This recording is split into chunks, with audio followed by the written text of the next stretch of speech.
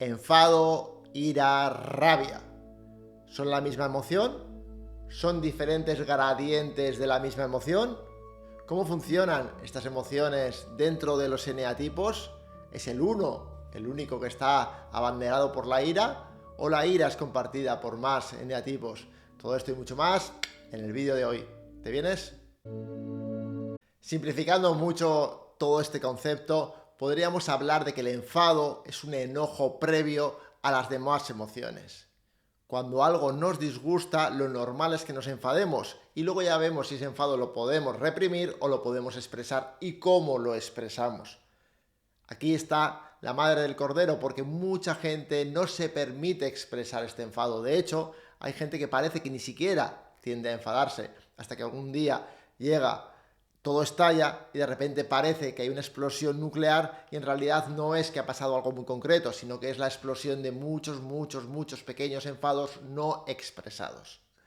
Como vemos, todo esto puede tener que ver con que el enfado, esta emoción un poquito primigenia, va evolucionando y cuando se altera un poquito llega a la ira, esos ataques de ira que nos pueden entrar a cualquiera, más a un eneatipo 1, quizás sí, pero a cualquiera. Y luego el siguiente gradiente sería la rabia, esa rabia que casi a veces puede llegar al odio, esa rabia que muchas veces se acumula a lo largo de los años y que tiene como gente que de repente aparece en el mundo como con demasiada rabia. Otros incluso, como un 4 sexual, como veremos, pueden aparecer en un momento dado incluso con el odio y cortando más de una cabeza. Todo esto es lo que nos pasa dentro del mundo del eneagrama. Vamos a dar una rondita por todos los eneatipos. Como siempre, empezamos por la tríada de la emoción.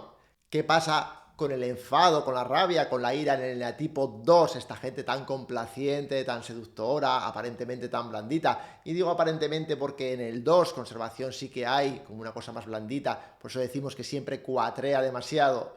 Pero en el 2 sexual y en el 2 social, que tienen una flecha como un camión al eneatipo 8, normalmente el enfado está muy presente porque pasan de 0 a 100 muy rápido.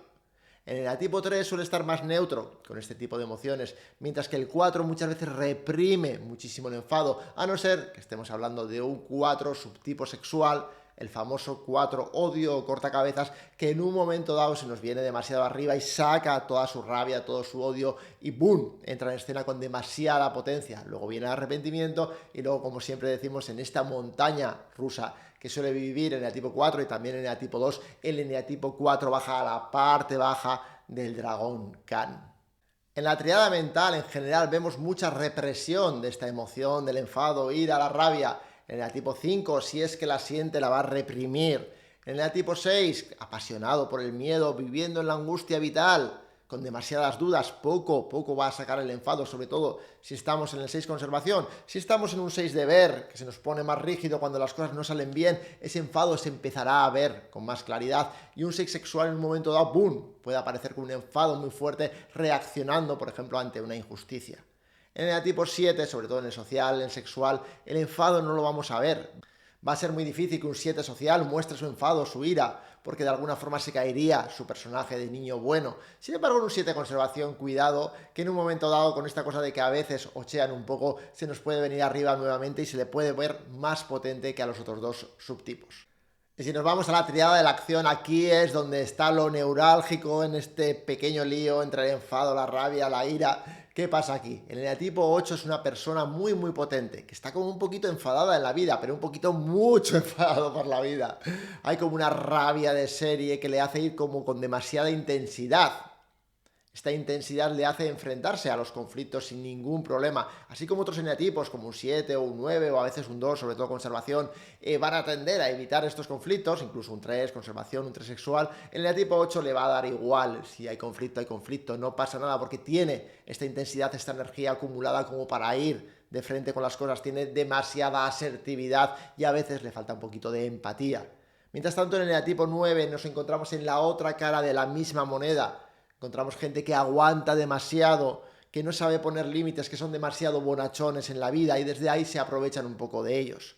Este aprovecharse de ellos les lleva a que van conteniendo esos pequeños enfados, que algún día, sobre todo cuando entran en el crecimiento personal y se van centrando y empiezan a poner límites, algún día estallan. Y estallan como a destiempo, y es cierto, porque no es tan fácil pasar de me he reprimido toda mi vida a que ahora de repente me cojo conciencia, empiezo a poner los límites y pongo a cada uno en su lugar. Cuando alguien me está avasallando, de repente igual me ha avasallado ese día un poquito, pero le cae una furia, una rabia, como si fuese de toda la vida. Y es que de alguna forma es de toda la vida. Y por fin llegamos al eneatipo 1, esta gente apasionada por la ira.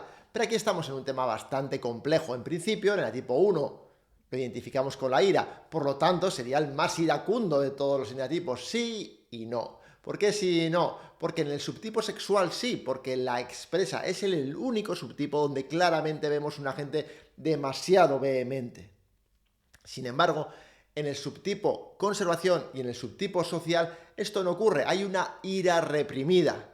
Por lo tanto, vemos como mucha rigidez en el mundo, porque de alguna forma ellos quieren que las cosas se hagan de una forma.